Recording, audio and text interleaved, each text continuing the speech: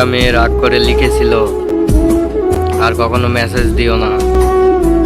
ছেলেটা অনেকক্ষণ স্ক্রিনের দিকে তাকিয়েছিল, টাইপ করছিল অনেক কিছু, কিন্তু শেষে শুধু লিখেছিল, ঠিক আছে, ভালো থেকো। সেই ছিল তাদের শেষ কথা। দিন কেটে যায়, মাস কেটে যায়, কিন্তু ছেলের ফোনে আজও সেই চ্যাট আছে, ডিলিট করতে পারে না। মেয়েটাও মাঝে মধ্যে পুরনো চ্যাট দেখে, আর শেষে মেসেজটা পড়ে চুপ হয়ে যায়। কেউ ফিরে আসে না, কিন্তু দুইজনে এখনো মাঝে মাঝে অনলাইনে আসে, শুধু একে অপরের নামটা দেখার জন্য। ভালোবাসা শেষ হয়নি, শুধু ইগোটা জিতে গিয়েছে।